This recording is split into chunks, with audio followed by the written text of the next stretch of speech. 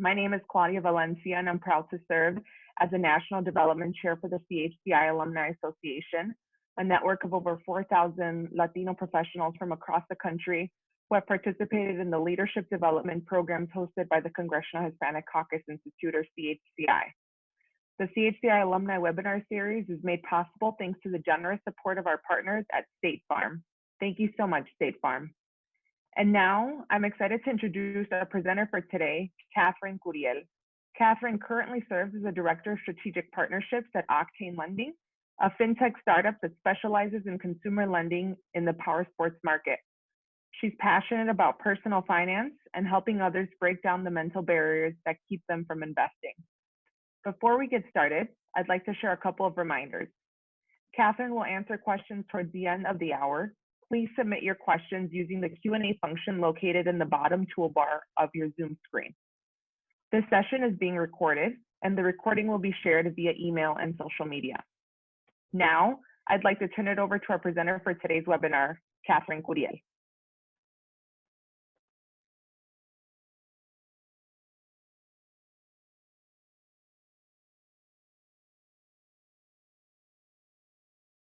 Thanks, Claudia. Excited to be here. I'm gonna share my my screen in just a minute. And I'm gonna start presenting. Okay. So today we're all here to kind of talk about my favorite topic, and that's creating and managing an investment portfolio outside of your 401k. And there's so many reasons why I think this is an important topic. It is especially important now because the pandemic and the recession has really highlighted the need to really plan for emergencies. One of the ways that you can do this is by setting yourself up for financial stability through investing.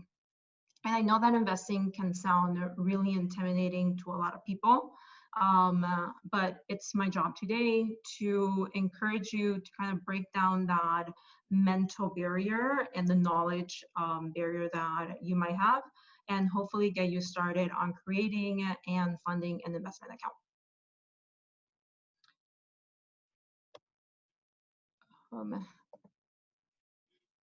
Trying to move to the next slide. So I'm going to start just by giving you a brief introduction of who I am.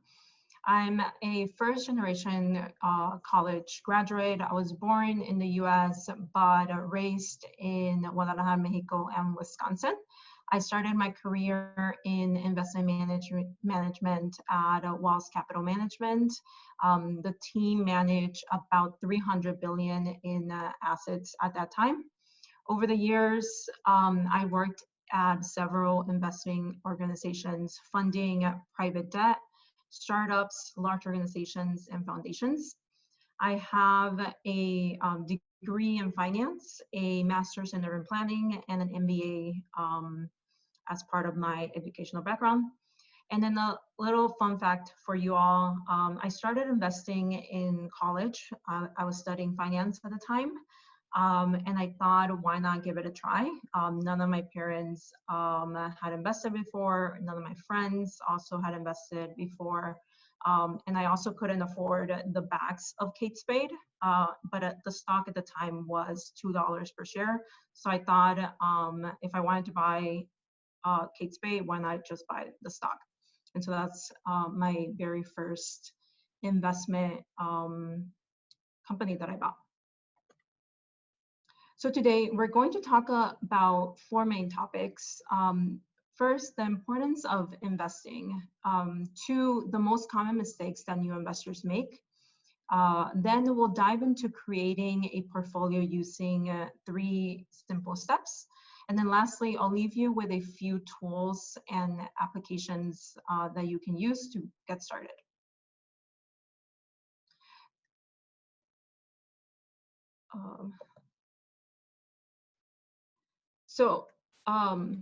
Give me a second. So why is investing such an important topic? The first thing is that we all know is that retirement is inevitable. It happens to everybody. We need to make sure that we start planning for our future today. The second reason why investing really matters, and it should matter to you all, is that it's a great vehicle to start building the wealth for yourself and for your family. Outside of entrepreneurship, it's really the only way to build enough wealth that can last for generations. Third, you really can't rely on salary alone.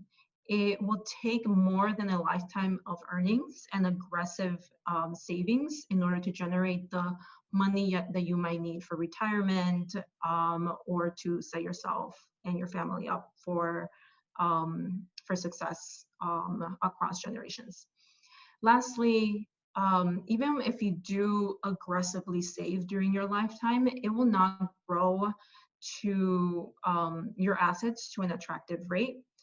Savings accounts really return about 1% of interest income.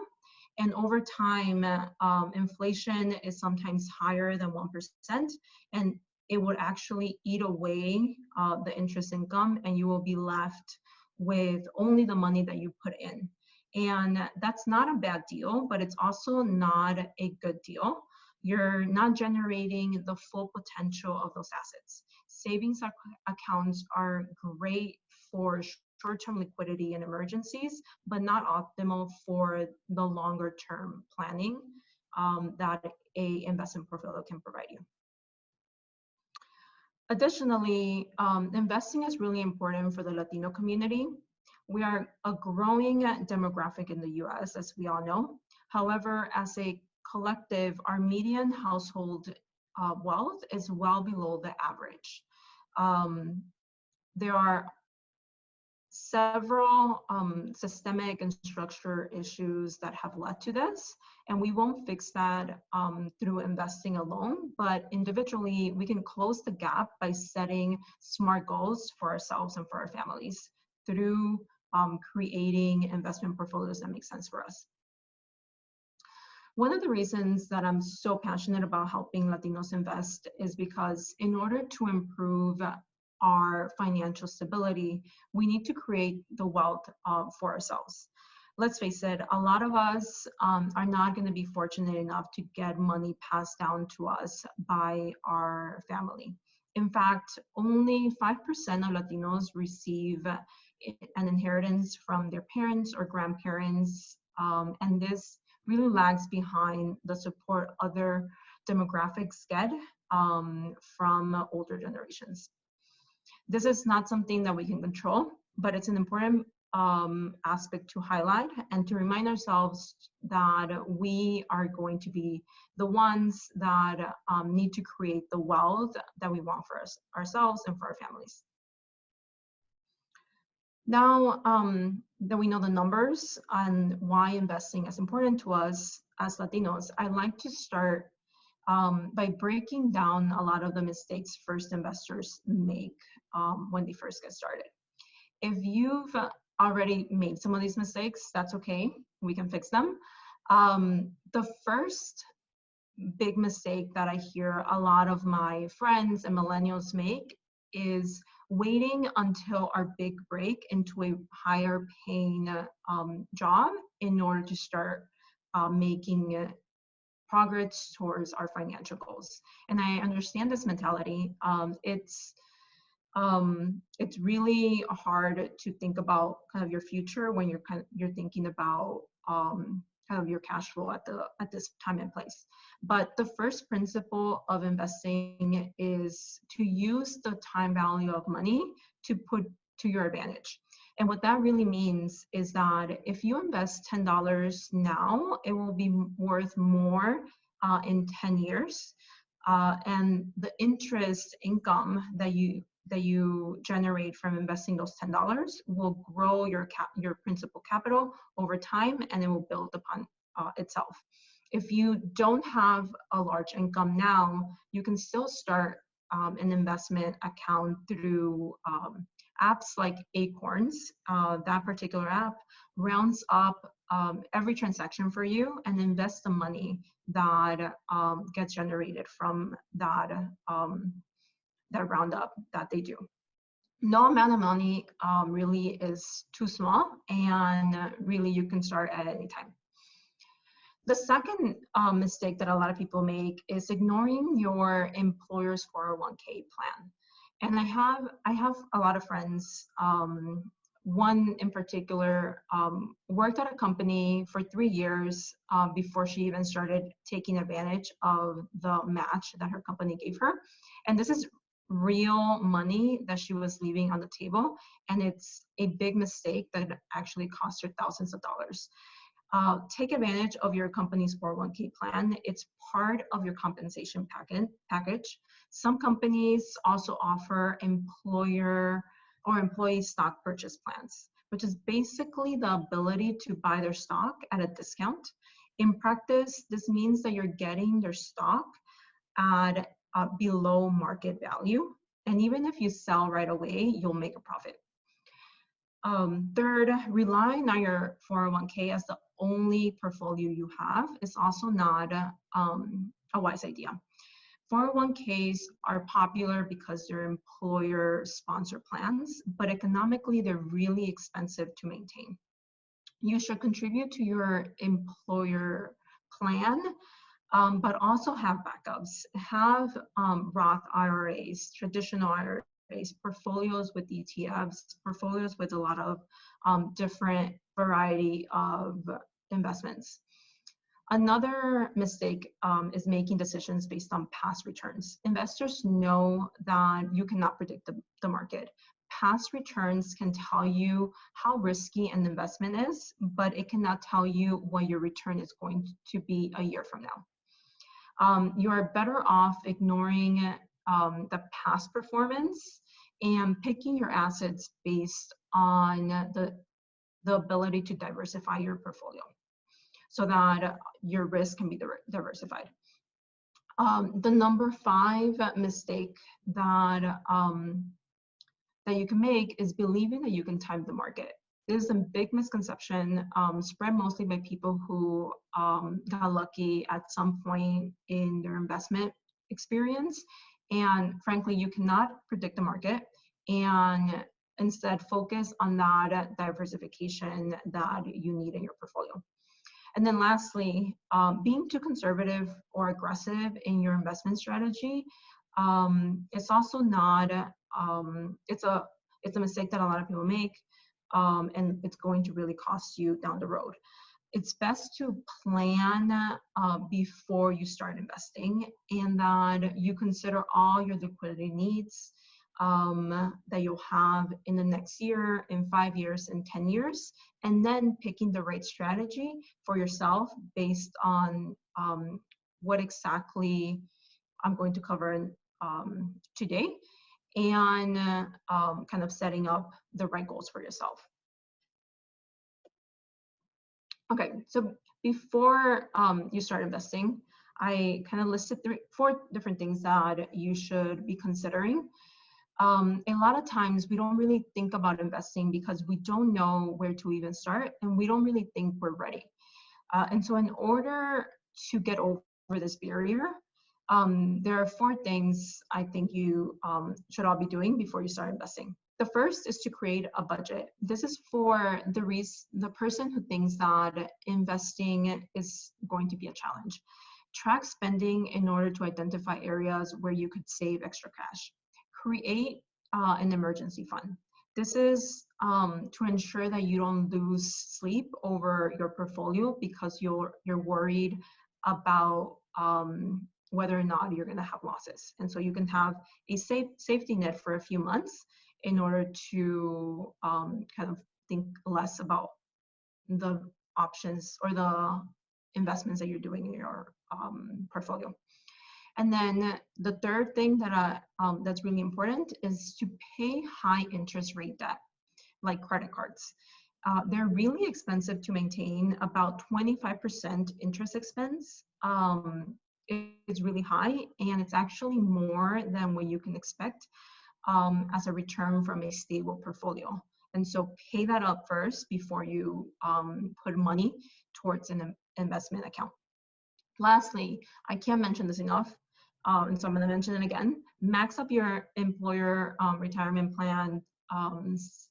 Set it up with the bank that they're using.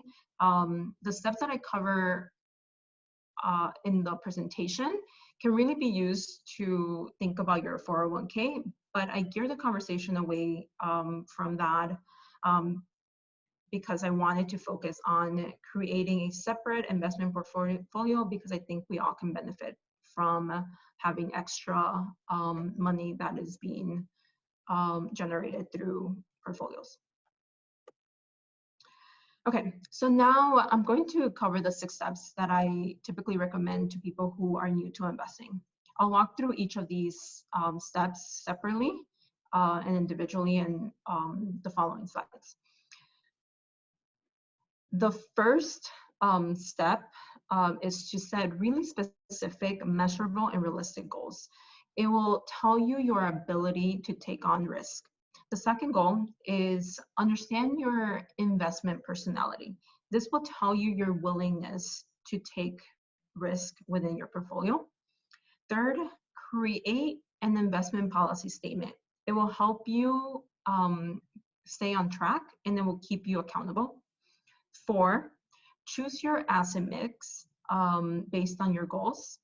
It will ensure that your portfolio matches your future needs and your expectations. 5, research your investment, the investments options that you have and choose your investments to make sure that you're choosing the right options that align to your goals and your values.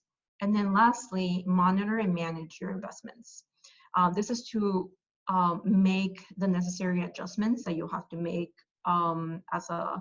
just for house cleaning and to make sure that everything is being aligned and matching to what exactly you're trying to achieve. So the first step is to create goals for yourself so that you can really track how your portfolio is performing. And I listed 4 different things that you can do within this particular step. The first is to establish your goals. Think about what exactly you're trying to achieve. For example, instead of saying that you want enough money to retire comfortably, think about how much money you'll need. Your specific goal might be to save about $500,000 before the age of 65. And so with this particular goal, you can then calculate how much you need to contribute on a monthly or annual basis. So if you need to save $500,000 by the time you're 65, how much money will you need to save each month until you reach that age? And then decide if that's a realistic amount for you to set aside. If not, maybe you'll have to revisit that particular goal. Maybe it's not appropriate at this point in time. And then third, determine your ability to take on risk.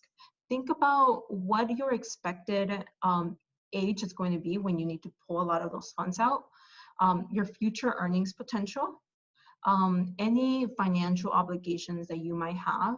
Maybe you're considering buying a house in 5 years. You have to pay maybe for college for your kids or graduate school. The more liabilities you have in the short term, the less ability that you'll have to take on risk now. And then lastly, determine the high-level strategy that you'll employ based on your goals, the contributions that you'll make on a monthly, annual basis, and the ability that you'll have to take on risk. If you're saving for long-term goals, you might choose more aggressive, higher risk investments. If your goals are short-term, you would want to pick lower risk, conservative investments, or you might want to take a blended approach depending on how comfortable you are with the options that you've chosen. At this step, you'll want to determine your ability to take on risk based on your goals. and pure kind of hard facts. The next step is understanding your investment personality.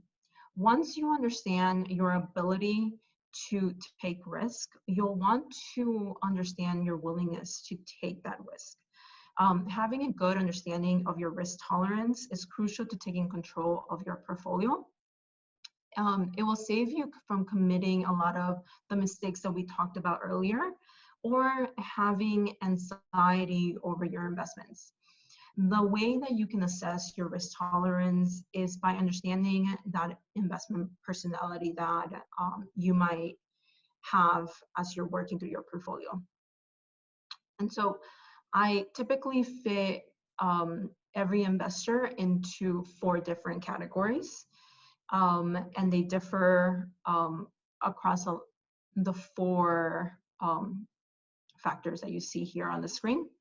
To place yourself, think about who you are, how you make decisions, your career path, how you interact with new information, with people.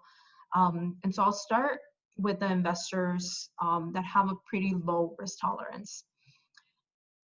The first is the cautious investors. These investors make decisions based primarily on feelings and emotions.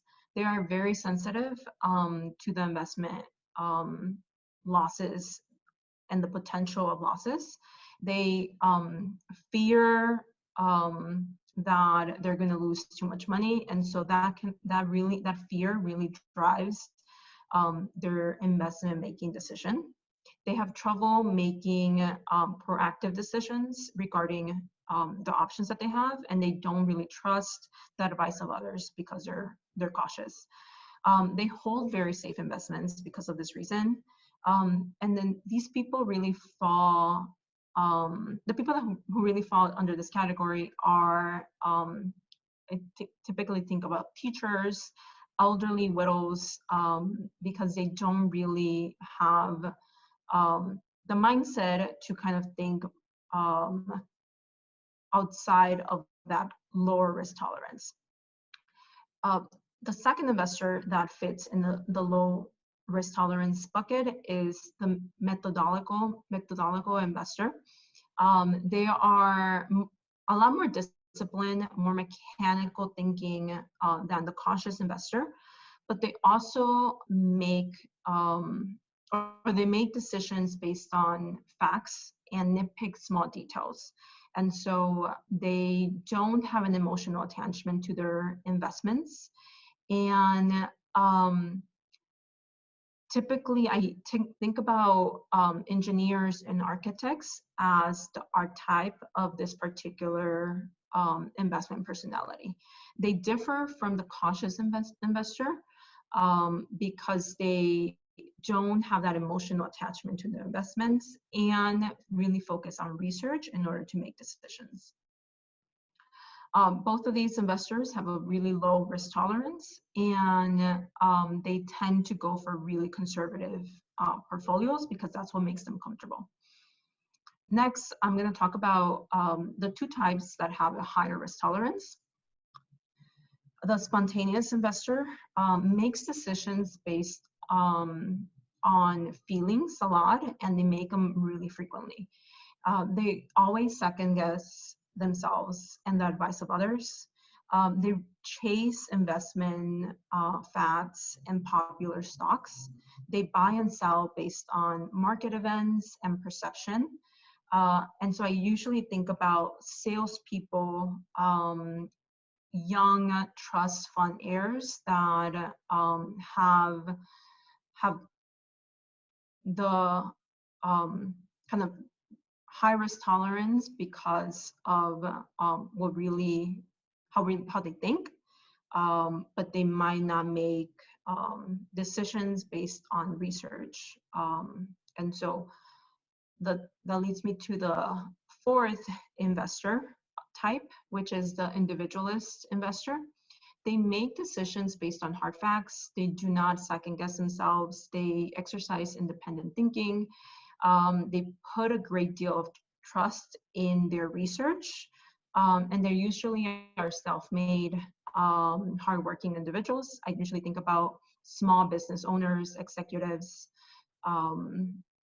people in management. And so the last two have a high risk tolerance, and they might have a more aggressive portfolio strategy. And so the cautious and spontaneous investor makes decisions on emotion. Individualist and methodical investor makes decisions based on facts. And so understanding your personality would be crucial to investing, because it can tell you what type of emotional behavior you can expect down the line. And it will help you set the right asset mix for yourself. But also don't let this be the only factor for how you set up your portfolio.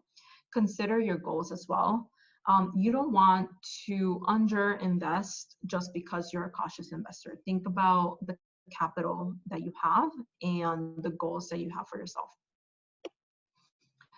Now that you know your ability to take risk and your willingness to take risk, create an investment policy statement that you can help track your progress and you can keep yourself accountable against. And so this is step number 3.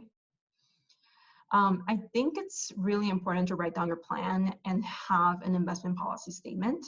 An investment policy statement will outline the rules that you will need to follow for your portfolio. A lot of advisors use this as a way to help their clients keep them accountable and to have an action plan. So write down your investment policy statement as if you're advising yourself. This will help you in the future as you think about adding more money, or if you want to remind yourself exactly the reasons that you're investing and what you're trying to achieve. Here are a few things that I would write down within a policy statement. You have to specify your investment goals and your objective. What type of liquidity are you going to need to achieve along the way? Second, describe the investment strategy that you'll employ. Are you going to go for an aggressive strategy? Write that down and write the why behind it. Describe your return expectations and write and the time horizon that you have. Include detailed information about how much risk that you're willing to take and why you're willing to take that risk. Include guidelines on the types of investments that make up your portfolio and how accessible your money needs to be. Specify how your portfolio will be monitored and when and why you will need to rebalance your portfolio. The answers to these questions don't need to be completely laid out, but writing them down will help you better understand your needs and your return expectations. It will also keep you honest in the future, and it will ensure that you stay on track for years to come. It will also serve as a accountability partner, if you will, to make sure that you're doing exactly what you say you were going to do. Now, for step number 4,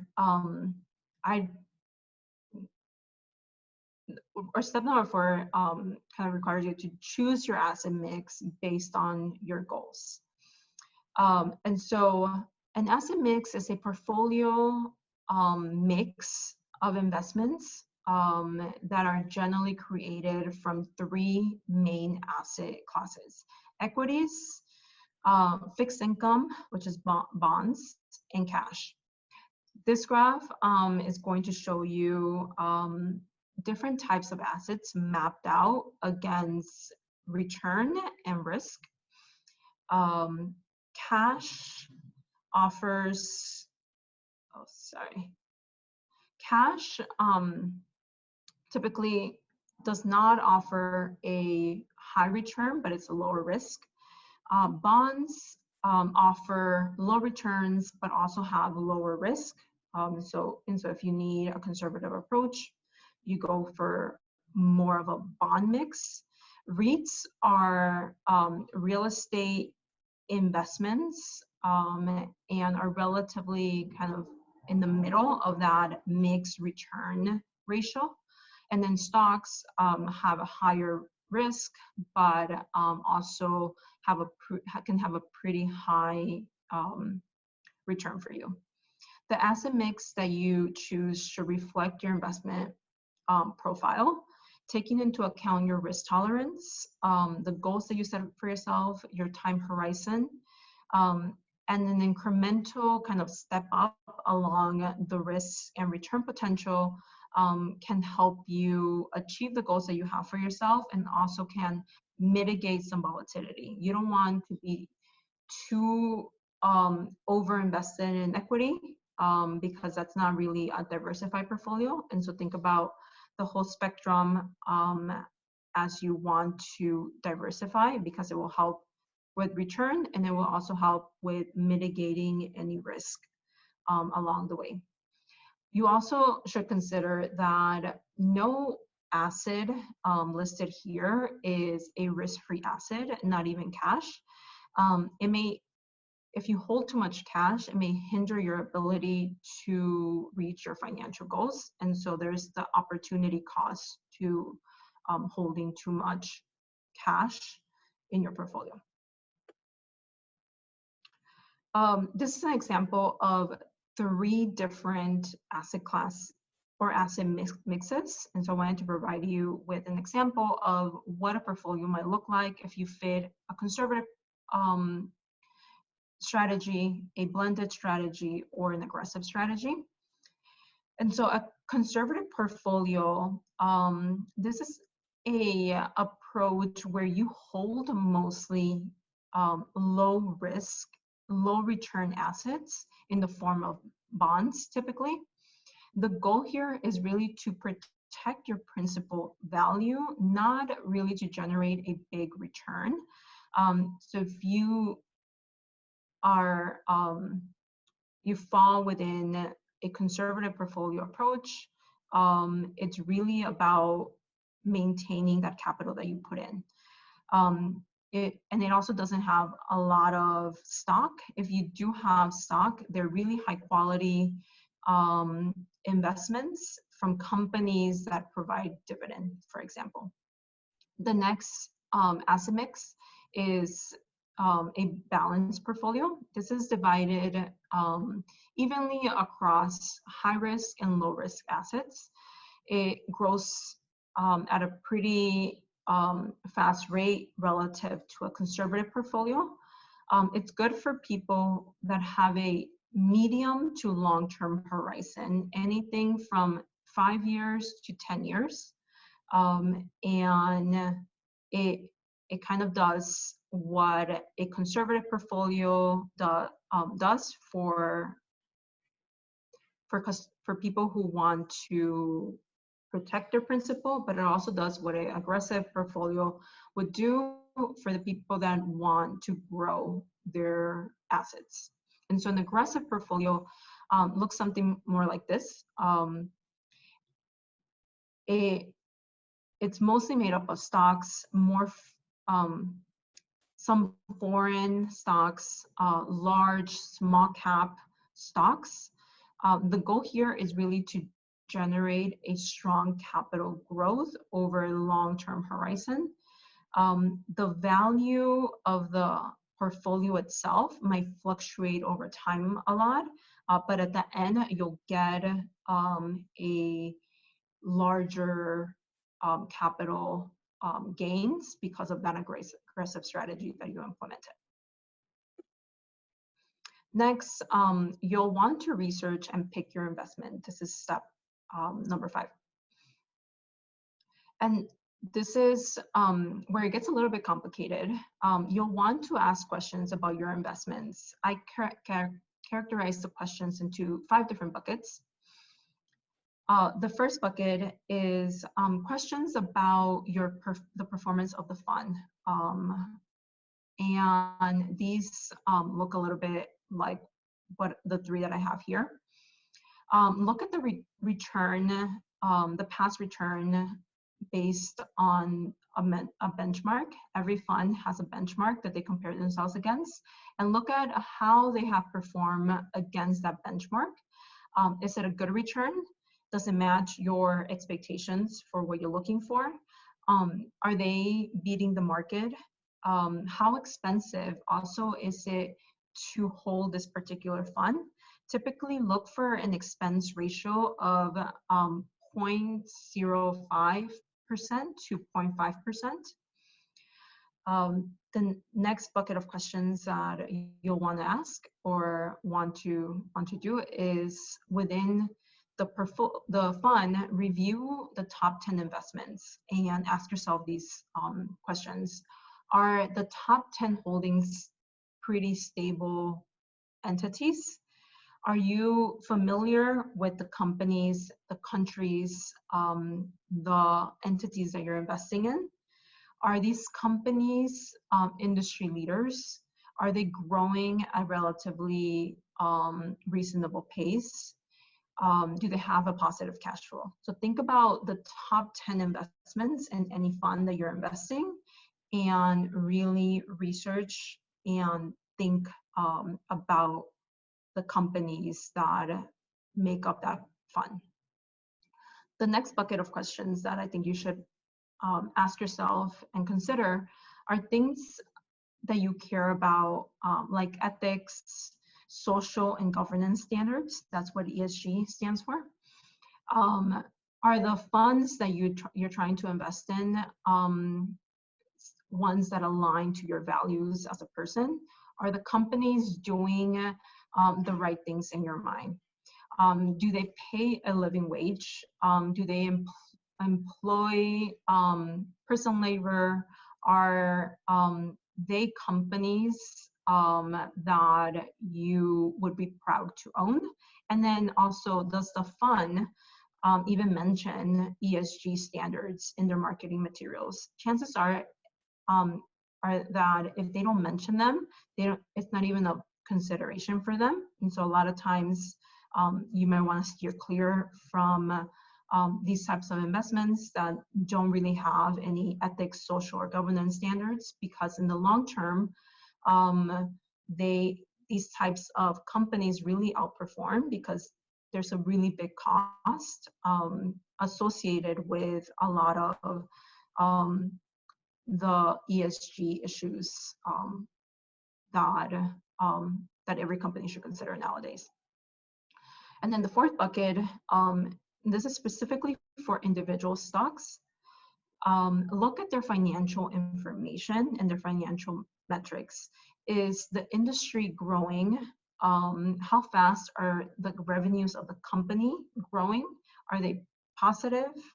Do they fluctuate over time? Are there any political or economic risks associated with holding this particular stock? Review also their annual report. Every publicly listed company publishes an annual and also quarterly report, and read about the types of things that they're investing on, where their growth is going to come in the next 5 years. Think about all of the things that you might consider to be strong candidates for companies that are going to be around in the next 5-10 years. And then lastly, if you're investing in funds within your portfolio, I think you would want to know the difference between an ETF and a mutual fund. On a high level, I'm going to cover that in the next slide, but on a high level, a mutual fund is actively managed and an ETF is passively managed.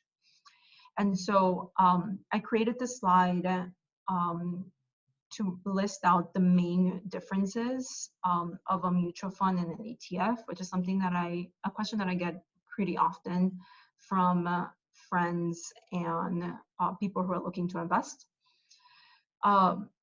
Mutual funds, like I said, are actively managed, meaning that a portfolio team handpicks stocks to include in the fund. Their goal is to outperform the market or their benchmark by selecting only winning stocks. And because of this, they charge a really high fee.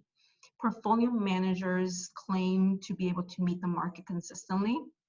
But actually research in the last few decades have actually shown that no portfolio manager of a mutual fund can consistently beat the market. If they beat it one year, chances are that the next year they might not be able to beat the market. And because of this particular issue within mutual funds, their high expense ratio and the fact that they can't always beat the market, ETFs or exchange traded funds were introduced in the market a few decades ago. And ETFs do not claim to beat the market. They actually hold exactly what the market holds. So any stock that that particular index is a part of, that ETF will hold that investment. They're an asset type that doesn't have a lot of expenses attached to it because the portfolio team is pretty lean. The portfolio team is only needed in order to rebalance the fund and to make sure that it doesn't deviate away from the market that is trying to track. And so that's why they're called passively managed funds as compared to actively managed, which is the mutual fund counterpart to an ETF. And so there's a lot of reasons why you will go one and the other.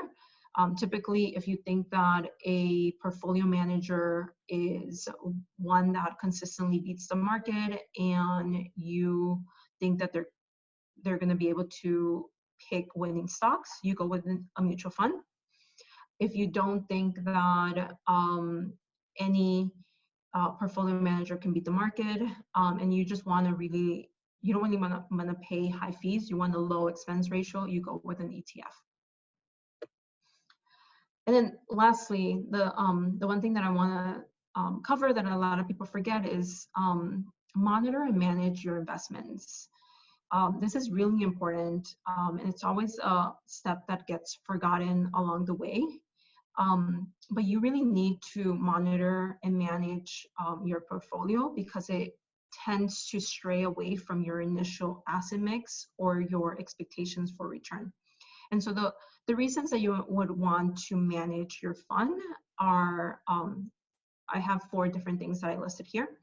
The first is dividend income. If you're investing in stock that provides you with dividends, those dividends will be paid out to you in the portfolio, and they will actually stay in as cash. And so you'll have to go in and actively put that cash into another investment.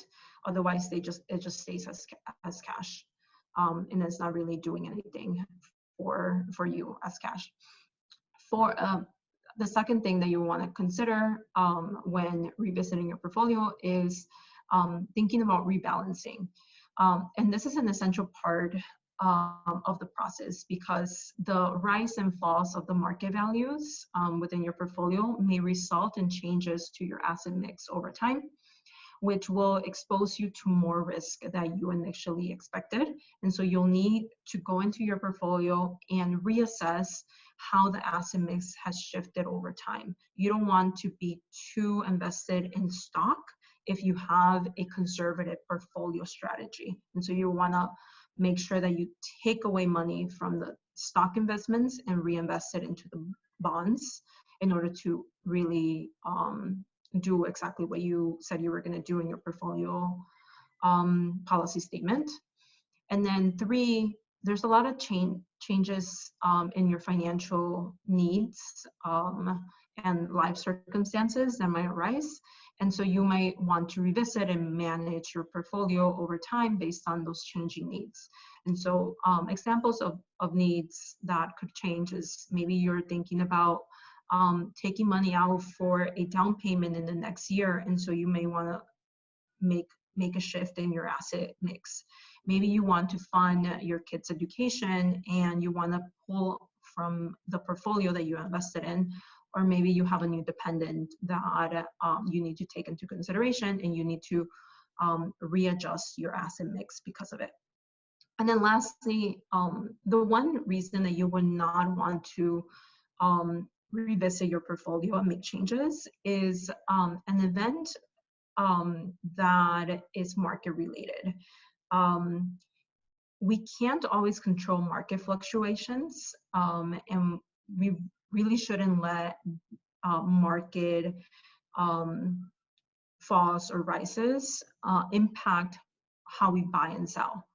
And so your investment strategy already incorporates those ups and downs in the markets, and it already accounts for the volatility that you'll see. And so your investment strategy should remain as it is, regardless of what happens in the market.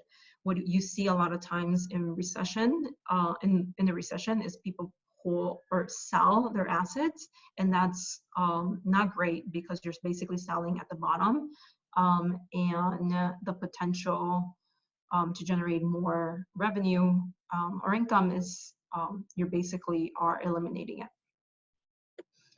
Okay, so those are the 6 steps that I would recommend for anybody who would want to start thinking about investing in a portfolio. I also wanted to talk about the different ways and platforms that you can dive into investing if this is your first time trying it. And so this is my last slide. After this, I'll open it up for Q&A. So there are 4 different types of services offered today that I wanted to review with you all. The first is the traditional advisors, like Fidelity and Vanguard. They offer a really wide range of products. And so they're kind of like the market industry standard because of that wide range of availability of investments. And they also offer a lot of really interesting educational resources for new investors. But on the downside, they offer, or they have really high fees because of what they do really well, which is that educational component and the fact that they have a lot of investments. And so they're not always great for new investors. The second category that I wanted to mention is small amount investors, which are new apps that have emerged over time. I already mentioned Acorns at the beginning of the presentation, but there's also other ways that you can invest really small amounts within a portfolio. SoFi Invest is another one of those platforms. The good thing about them is that you can invest small portions, and they also offer recurring transfers from accounts that you link. And so they're a great low maintenance platform. But on the downside, they don't offer full services, and sometimes their fee structures are really hard to understand. Third, there's also there's been an emergence of what people are referring to as robo-advisors, basically robots and algorithms that determine how to invest money for you. What I can think of is Betterment, Wealthfront, and Elvest. These are really low-cost alternatives to the traditional investors. They do rebalancing really well. They allocate all of your investments based on your risk level, and so that's really where the algorithm comes into play. You tell them your willingness to take risk, your ability to take risk, and they do everything for you. On the downside, they don't really offer educational resources for you. They don't offer kind of like the full service advice that you'll get from a traditional advisor, but they're a great place to start. And then lastly, there's also an emergence of like online apps like Robinhood. that offer a new way of thinking about investing. And so Robinhood is a market leader because they offer zero cost investing for people that want to start a portfolio, but they don't know how. And but sometimes you have to really think about their fee structure and other considerations. And so those are 4 different platforms that I encourage each and one of you to go take a look at, because they're really great ways to start investing, to learn, and also can help you think about how you get started. And so now I wanted to open it up for Q&A. I know that Janet was going to provide I know that everybody's been kind of sending questions, so Janet was going to moderate the Q&A. Are you still around, Janet? I am. Thank you, Catherine. This is some awesome information. We did get a number of questions. You actually answered some of them during the presentation, but I do have a couple more. Okay. First, from Julia, she says that as a teacher, says I have accumulated about $23,000 in my 403B. I left that job and now I have a 401k with my current job. Should I transfer the 403B amount to a Roth IRA, some other account, or should I leave it? What are the pros and cons? Thanks. Yeah, actually, that's a great question. It depends on a lot of different factors. And the things that I would say you should consider are, is your old employer continuing to pay your the fees associated with that account management? If not, are you responsible to pay those fees? If they're large and prohibitive enough, you might want to consider taking it out to something else. You also could roll your account over to a traditional IRA or a Roth IRA. There are tax implications to doing that. But you can also give a call to that provider of your investment or retirement account and ask them whether or not the money that was invested is pre-tax or after tax. And you can decide based on their answer if you should roll it into a traditional IRA or a Roth IRA.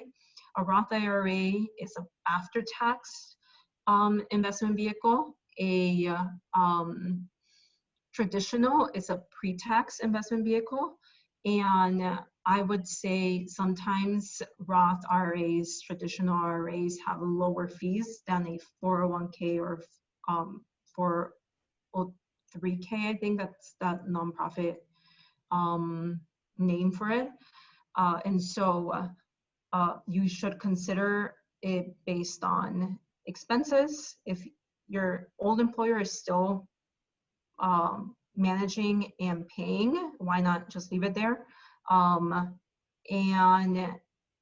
if you are responsible for paying it, you might want to consider rolling it over to another plan that might be cheaper, but it should be based on the tax considerations that I just mentioned. And so I think giving the service provider a call to really understand what type of money is in there would be the first thing that I would mention that you should do. Great. The next question from Gabriel. He has a question about withdrawals from retirement investments. He says, I heard that with the recent federal economic stimulus passed to help Americans who've gone unemployed and they can't make ends meet with their respective unemployment benefits or savings, there's talk about letting people dip into their retirement investments like IRAs, their 401ks, without having to pay that 10% IRS tax or the 15% early withdrawal penalty. Could you share if that's true? And also, what do you think of advising someone in a similar situation when they find no other alternatives? Yeah, so I actually I don't know, I can't validate the truth behind that statement. I would say that I think you should do a little bit more research to understand where your information is coming from. I can't really validate whether that's true or not, whether that there's a penalty fee wave at the moment. Great, thank you. We have time for 2 more questions. We have another question about paying down debt. Okay. You mentioned that we should always pay down debt before investing, but Yeah. sometimes there are some inevitable debts. It could be a car payment, could be other things. Do you feel that there's a certain floor amount that's tolerable before the average working class person should start investing in the types of portfolios you just went over? Yeah. I think a good place to start is to think about, lay out all of the debt that you have and the associated interest expense that you're incurring for each one of those loans or maybe credit card debt that you have, and think about how much money you have now in order to pay that down, or maybe create a plan of how much money you can save in order to pay the balances down, and pay the very highest percentage of interest income first, because that really starts compounding over time, and it can be really expensive. And then progress down to the lower interest expense debt that you have. The one thing that I would say is, don't let, for example, student loans deter you from investing. Student loans have a interest expense about anywhere from 3% to perhaps 6%. And that's pretty low when you can consider the fact that the stock market, the average stock market typically returns anywhere from 7 to 10% on an annual basis. And so you could be making more money by actually investing your money than completely paying down that those student loans that you might have. Not to say that you shouldn't be paying your student loans, because sometimes it can be really prohibitive to doing other things. But have a plan to do that kind of over the long haul. And so that's kind of like, yeah, I think that's kind of like a strategy that you can have if you're not immediately able to pay down all of the loans that you have or all of the debt that you have. Thank you. I'll close with this final question because I do realize that we're running out of time. There was a question about investments and where do you go? What resources are there when you want to invest in companies that are owned by people of color, especially with the current climate and the focus now on trying to spread resources and make sure that our entrepreneurs of color are at the front of the line, right, for all these investments, for all these opportunities. What resources are out there that you can point to? This is such a great question. Thank you for asking that, whoever asked that. I think we all know that entrepreneurs of color have a really tough time getting access to capital because of the traditional ways of getting funded as an entrepreneur really don't lend themselves well to investing in people of color. And unfortunately, a lot of times really great ideas don't get funded just because of the background of the entrepreneurs. And so that's a great question that I've also been thinking a lot about. One so the way that if you're really thinking about entrepreneurs and wanting to invest in them, the one platform that I would guide you to is Republic. They're a new company that is trying to think about how to get people like you and me who might not be accredited investors to invest in entrepreneurs who might not have access to traditional capital in the VC market. And so they take small checks from anywhere from $500 to $5,000, whatever you are able to do to give, and pull it into a fund that accumulates over a few weeks, and then it makes investments into startups that you might want to participate in. And so that's a really good platform that you can invest in entrepreneurs of color. That's kind of like one of the ones that I know. There's a lot of other firms that are trying to do like crowdfunding for entrepreneurs. Backstage Capital actually has a new crowdfunding application where you can really think about, sorry, I didn't realize it was so dark. You can really think about investing in entrepreneurs of color. Great. Thank you so much, Katherine, for all of that great information. And thank you to everybody who joined us and for the great questions. We will be sending out an email with the recording as well as other additional resources that Katherine mentioned. And know that your questions are being passed along to Katherine as well. So I want to say thank you again. Thank you to the CHCI team and our sponsors at State Farm. Have a great evening.